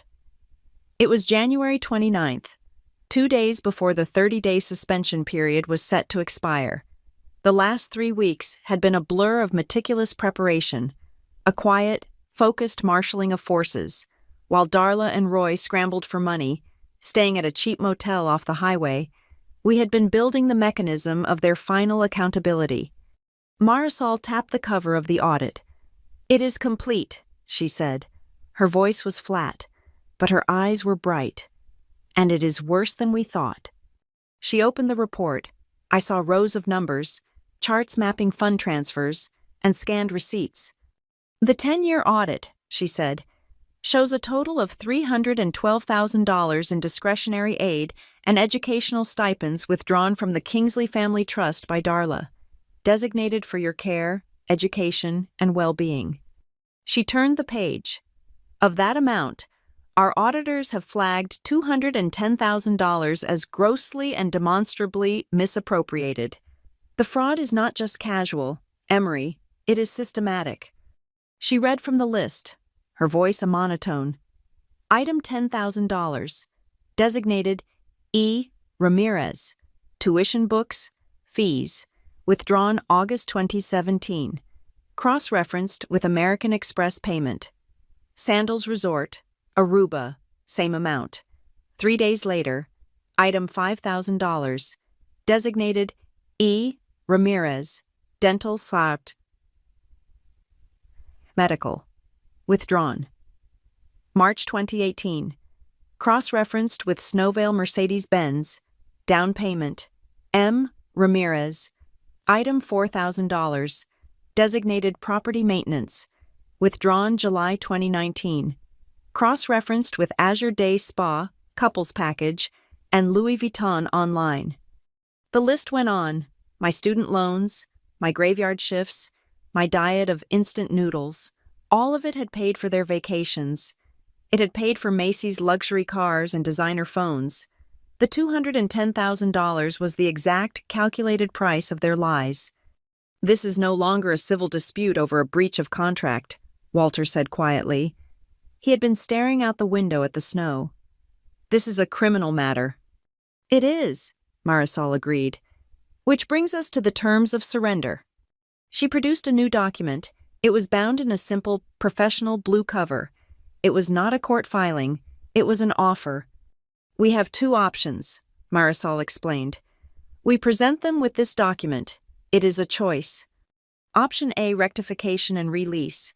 They sign a full confession of judgment for the $210,000 of misappropriated funds. They agree to a payment plan, guaranteed by any and all future assets. Simultaneously, the Board of the Living Trust will formally transfer all management and control of the Juniper Lane property to you, Emery, as the sole acting beneficiary.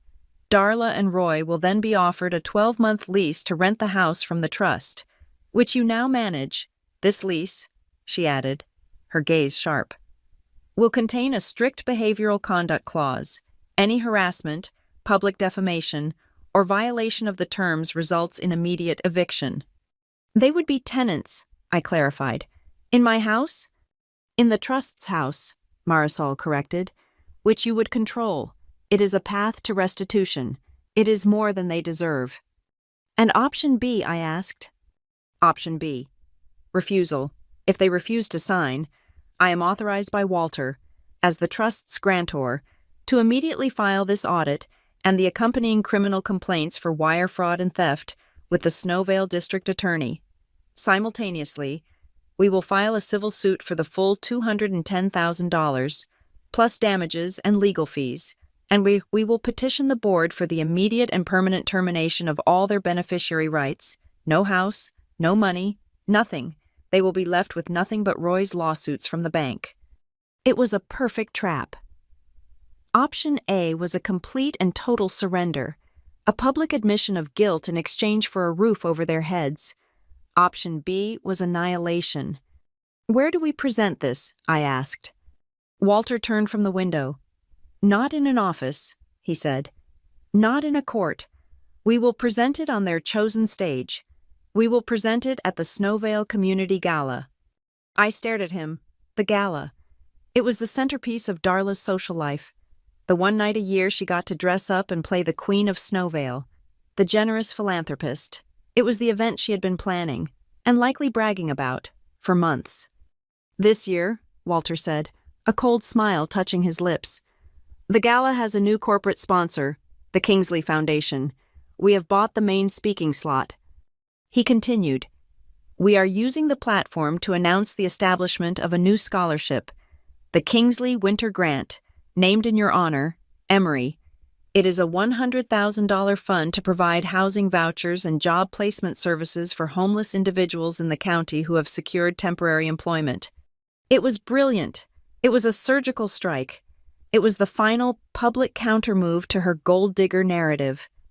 My name would be associated with a massive act of charity, the very charity she pretended to embody. It would permanently cement the narrative we had built Walter as the generous philanthropist, and me as the namesake for a fund dedicated to giving people the shelter I had been denied. "Marisol's office," Walter said, "has already sent formal invitations to Mr. Roy Peterson, Ms. Darla Kingsley, and Ms. Macy Ramirez, by certified mail. They were delivered to their motel this morning. They are invited not as guests, but as interested parties. They would not be able to resist. To be absent from their gala would be to admit defeat. They would have to come." The next 48 hours were a blur of precise strategic planning. First, my speech. Walter and I worked on it for hours. It was short. It was simple. It was brutal in its honesty, but it never mentioned a single name. "I am here tonight," I practiced, reading the words from a clean white page. to help launch a grant for those who find themselves in the cold. I know what it is like to be on the wrong side of a locked door on a winter night. I know what it is like to feel that the world has no room for you. This grant is for those people, to give them what I was given: a warm coat and a chance. No anger. Walter coached me, his voice firm. No tears. You are not a victim. You are the administrator of a new foundation. You are a fact. You state what happened, and you state what we are doing about it. That is all. Second, Marisol's logistics. I will have a mobile notary public, Ms. James, seated at our table, she explained, ticking items off a list. She will have her briefcase, her stamp, and 2 copies of the rectification agreement. When the time comes, they will be given the choice. They will have 20 minutes to sign, or I will file the criminal complaint. It will all be done publicly, quietly, and most importantly, legally. Third, the contingency. My Iron Peak skills were called upon one last time. I prepared a USB drive. On it was a single, password-protected file. It was the complete, 90-page timeline of evidence, the text messages, the bank statements, the audio file of Darla's coercion, Macy's live stream video, Roy's fraudulent loan application. The gala hall has a main projector, I confirmed with Marisol. If any of them, Roy especially, tries to make a scene, if they stand up and call me a liar, you will give the signal. The AV technician will plug this in, and the entire town of Snowvale will see the receipts. They will see the proof. Fourth, the media, the Snowvale Gazette, smelling the biggest story of the year, had confirmed 2 reporters and a photographer would be present. Marisol's team drafted a press kit. It was perfectly neutral. It contained only the facts: the name of the Kingsley Winter Grant, its $100,000 value, and its purpose. It included a brief, 1-line bio of its namesake, Emery Ramirez. It did not mention Darla, Roy, or the lawsuit. It did not have to. The press could connect the dots. Walter reviewed the plan one last time. We do not win this with humiliation. Emery, that is their tactic. It is low, and it is messy. We win this with order. We present them with an unassailable truth. We give them a clear choice, and we allow them to be contained by their own consequences. On the night of the gala, I stood in the hotel suite. My dress was the one Walter had provided: simple, black wool, understated and professional. I was not there for a party. I was there to close a file. I went to my bag and pulled out the new set of keys to the house on Juniper Lane. The locksmith had given them to me 3 weeks ago. I had not used them. I had not set foot in the house. It was a cold, empty asset, a crime scene. I held the keys. They were heavy, solid metal. I slid them into the small pocket of my dress, just in case. At 6:30 p.m., Walter's SUV was waiting. The snow was falling again, not a blizzard, but a light, cinematic dusting that made the streetlights glow. I walked out of the hotel for the last time. My speech was memorized. The notary was on her way. The evidence was loaded. The press was confirmed. I was no longer the girl in the car.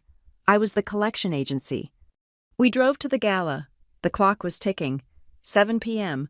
All the pieces were in position.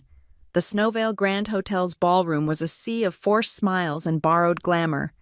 The community gala was the town's premier event, which meant the same 300 people gathered every year to eat mediocre chicken, drink overpriced wine, and congratulate each other on their own generosity.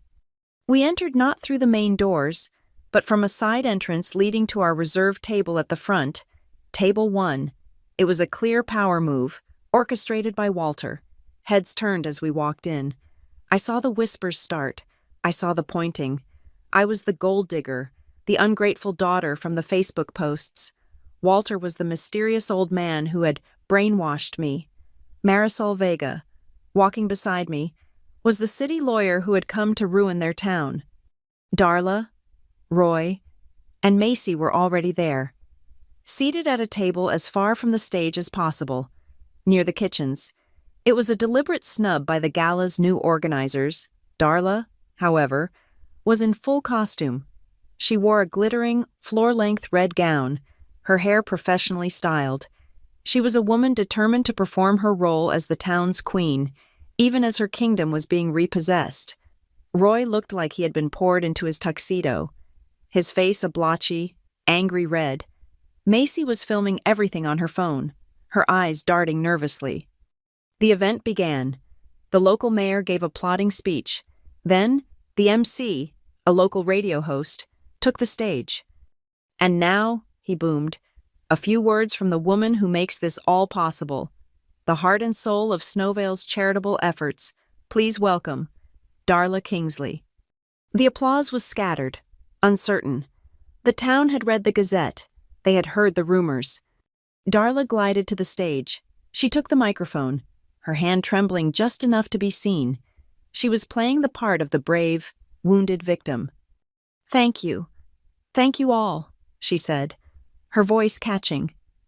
"This event has always been about community, about taking care of our own." She looked out over the crowd, her gaze sweeping past our table. "In these trying times, it's more important than ever to know who your real family is, to know who you can trust, and to be wary," her voice hardened, "of those who come with smiles and open hands, but whose hearts are full of poison. We must guard against false charity, against those who would tear a family apart for their own selfish, hollow gain." It was a direct shot. The room grew uncomfortable. "Thank you, Darla, for those words," the MC said, quickly reclaiming the microphone. "And now, I'd like to introduce a representative from our new, incredibly generous corporate sponsor, the Kingsley Foundation. Please welcome Mr. Walter Kingsley." A sharp, audible gasp went through the room. Darla's head snapped up. She had clearly not known he was the sponsor. She looked pale. Walter walked to the stage. He did not look at Darla. He did not look at the crowd. He adjusted the microphone, his presence commanding the room into an absolute, nervous silence. "Good evening," he said, his voice deep and clear, amplified by the speakers. "The Kingsley Foundation is pleased to support the Snowvale community. My philosophy is simple. Charity should be practical, immediate, and effective." He looked at Thomas Bishop from the Warm Night Fund, who was seated at a table near the back. "Thomas, on Christmas Eve, you told me you had to turn people away. Tonight, we have 20 hotel vouchers, here, in my hand, for the Grand Hotel, to ensure no one is turned away from your shelter for the rest of this month." He handed the stack of vouchers to the MC, who looked stunned. The ballroom exploded in applause. This was not a vague speech about poison. This was a tangible, expensive act of generosity. Darla's face was a mask of G-force. She was clapping, but her smile was a rictus. She had been outmaneuvered. Her heart of the community speech reduced to petty gossip in the face of a massive, practical donation.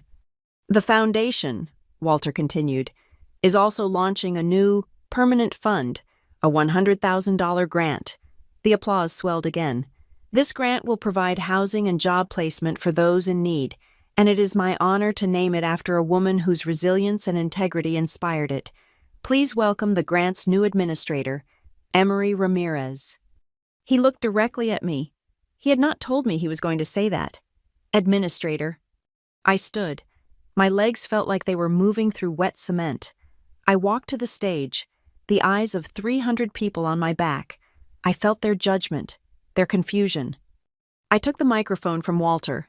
I looked out. I saw the Gazette reporters, pens poised. I saw the blogger who had slandered me, now looking very nervous. And I saw my mother's face, twisted with a hatred so pure it was almost beautiful. I began my speech, the words Walter had coached me to say. "I am here tonight to help launch a grant for those who find themselves in the cold," I said, my voice steady. It did not shake. The room was silent. I know, personally, what it is like to be on the wrong side of a locked door on a winter night. I know what it is like to sit in a car, watching a party, knowing you are not welcome. I know what it is like to feel that the world has no room for you.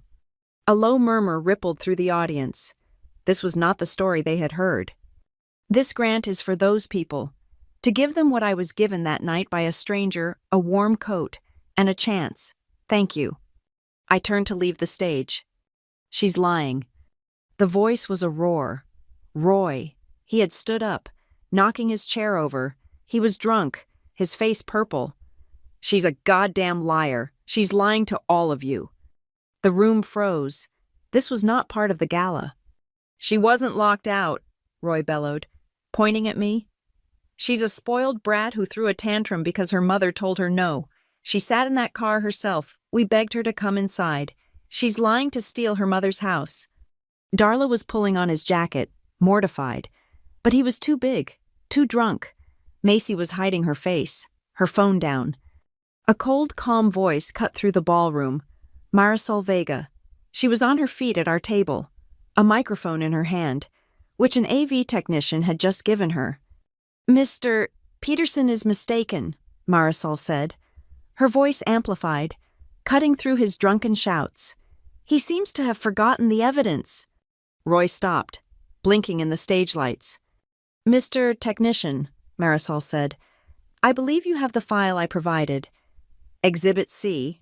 Please play it, on the main screen. You can't, Darla shrieked. But it was too late. The AV technician, following the orders of the event's primary sponsor, hit the button. The massive projector screen behind the stage, which had been displaying the gala's logo, went dark. And then it lit up. It was Walter's video.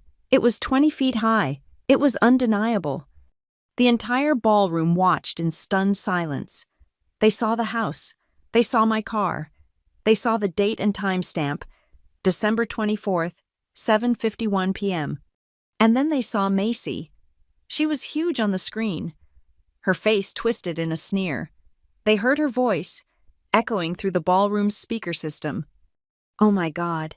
Emery, are you seriously still out here? It is pathetic. Stay out there. Don't ruin the party. The slam of the door. The click of the deadbolt. It was as loud as a gunshot in the silent room. Marisol paused the video on the image of the closed door. That, Marisol said, her voice dripping ice, is the truth, and it is a direct breach of contract. The blogger who had slandered me stood up and walked, very quickly, toward the exit. There is more, Marisol said.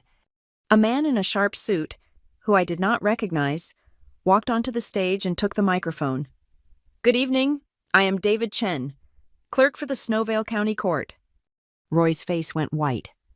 I am here to serve notice, the clerk said, reading from a document. The 30-day suspension of residency rights for Darla Kingsley and Roy Peterson is set to expire.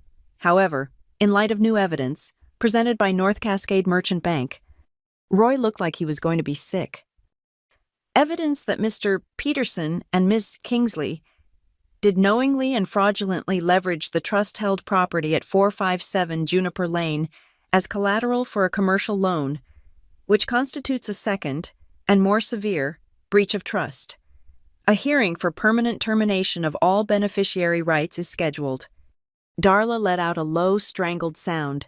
The entire room was staring at her. Her performance as the Queen of Snowvale was over. She was a fraud. Walter stood up. He walked, not to the stage, but to their table. He was holding 2 large blue-backed envelopes.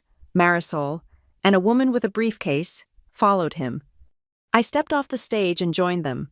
The photographers from the Gazette followed, their cameras flashing, capturing every second. We stood at their table. Darla, Roy, and Macy were trapped. You have a choice, Walter said, his voice low, not for the room, but for them. He placed the first envelope in front of Darla. Option A. This is a rectification agreement. You will confess to the misappropriation of $210,000. You will agree to transfer full management of the house to Emery. In return, she will grant you a 12-month lease. You will pay rent. You will follow the rules. You will be tenants. He placed the second envelope on the table. Option B. You refuse, at which point, Marisol files this. He tapped the audit. And the criminal complaints for wire fraud. With the district attorney first thing in the morning, the bank will seize Roy's business, and the board will permanently terminate your rights. You will have nothing. The woman with the briefcase stepped forward. I am Ms. James, a notary public, she said. This document requires your immediate signature. You have 20 minutes, Marisol said, looking at her watch. The clock starts now. Darla looked at Roy. She looked at Macy. She looked at Walter. Then, her eyes darted to the side. She saw the Gazette photographer, his lens aimed directly at her. She saw the flash. She saw the entire town of Snowvale. Standing, watching her, she saw the humiliation. She looked back at the paper. Her hand was shaking. I could see beads of sweat on her upper lip, ruining her perfect makeup. The Queen was about to abdicate. Darla looked at the agreement. Her gaze was fixed on option A, the public humiliation, or the total annihilation. The cameras were still flashing. The entire room was watching. She tried one last time, a pathetic grasp at the narrative she had lost. I just misunderstood, she stammered, looking at Walter. Her voice was a broken whisper. It was all just a terrible misunderstanding. Walter did not raise his voice. He did not need to. The silence of the ballroom amplified his every word. A misunderstanding, he stated, his voice cold and clear, does not change the locks. A misunderstanding does not receive a text message and ignore it. A misunderstanding does not instruct a child to mock her sister. A misunderstanding does not lock a daughter out of her home in 9 below zero weather. Roy made a low, guttural sound in his chest. You, he growled, clenching his fists. Marisol did not even look at him. She placed another, thinner document on the table in front of him. It was the emergency court order for the preservation of assets. Mr. Peterson, she said calmly, that is the order you received after you were filmed looting the trust property. The sheriff is standing by the door. Any further outburst will be considered contempt of a legal proceeding. Macy, in a moment of pure reflexive instinct, had her phone angled up from under the table. She was trying to film the documents, to film Walter. She thought she was being subtle. The gala's MC, who had been standing mortified by the stage, saw it. His voice boomed over the sound system, making her jump. Ma'am, put the phone away. This is a legal proceeding. No recording. A spotlight of public shame hit Macy. Her face burned crimson. She fumbled with the phone and shoved it deep into her purse. The trap was absolute. There was no exit. Marisol tapped the signature line on the agreement. Darla, the clock is ticking.